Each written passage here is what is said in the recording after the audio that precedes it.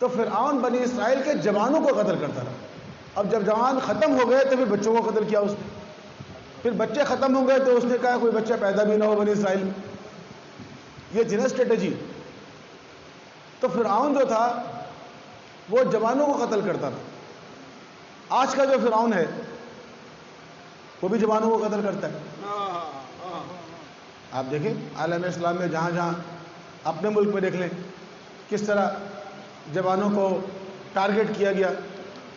کل جلوس میں آپ نے دیکھ رہا تھا، ہر سال ہی وہ تو ایک شہداء کی ایک تصویروں کی کا ایک وہ ہوتا ہے کیمپ، کیسے کیسے ہمارے جوان، کتنے قیمتی جوان، جس میں طالب علم بھی ہیں، اساتذہ بھی ہیں، علماء بھی ہیں، وکلاء بھی ہیں، ڈاکٹر بھی ہیں، انجینئر بھی ہیں، ہر شعبہ حیات کے لوگ، اتنے قیمتی لوگوں کو راستے سے ہٹا دیا۔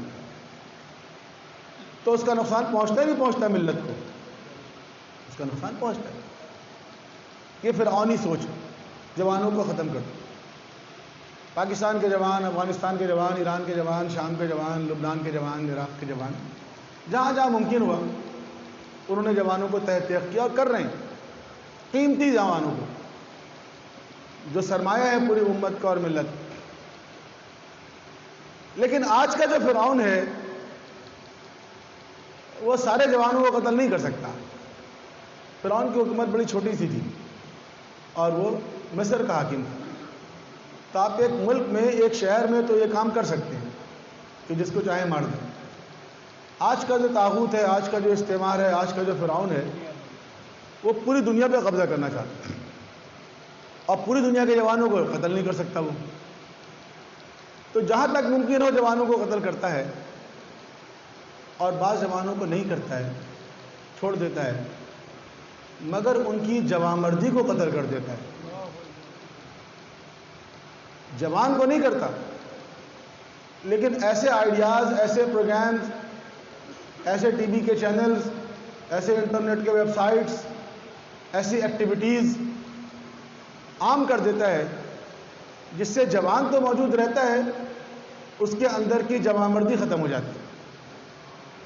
اس کو بےہودگی میں، اس کو فسق و فجور میں، اس کو فحاشی اور یانی میں، اس کو بے مقصد گیم میں۔ یہ گیم کا بھی فائدہ ہے، یا تو جسمانی طور پر ورزش ہو یا ذہنی طور پر ورزش ہو، لیکن دونوں ہی اگر نہیں ہیں تو بے مقصد ہے نا۔ بے مقصد گیم میں ان کو لگا کے، الجھا کے، اور آگے بعض جوانوں کو منشیات میں اور اس قسم کی چیزوں میں، اس طرح جوانوں کی جوانمردی کو تباہ کر دیا گیا کہ اب آپ اس قوم کے خلاف جو سازش کریں کامیاب ہو جائے گی۔ آپ اس قوم کو غلام بھی بنا لیں تو ان کی غیرت اور حمیت جاگے گی نہیں۔ غیرت اور حمیت کا مظاہرہ زیادہ تر جوان ہی کرتے ہیں۔ جب جوانوں کو بے حس بنا دیا گیا، جب ان کے اندر سے غیرت ختم کر دی گئی، حمیت ختم کر دی گئی، غیرت کا جنازہ نکال دیا گیا،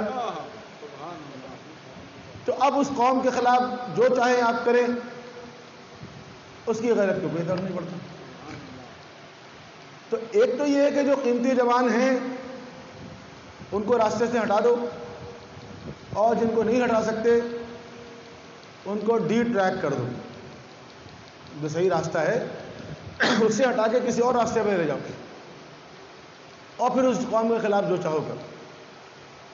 تو آج کے فرعون کا ٹارگٹ کون ہے؟ جوان۔ اس کا مقابلہ بھی بڑی دانش مندی سے، بصیرت کے ساتھ کرنا ضروری ہے۔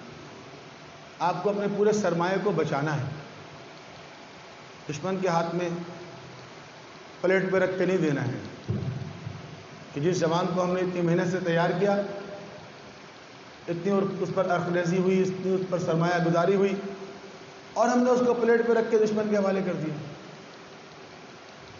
تو اس کے لیے قرآن کریم نے جو کچھ سکھایا، اس کے لیے ائمہ طاہرین نے جو کچھ سکھایا، اللہ کے رسول جو بتا کر گئے، اس سے ہمیں کچھ سیکھنے کی ضرورت ہے۔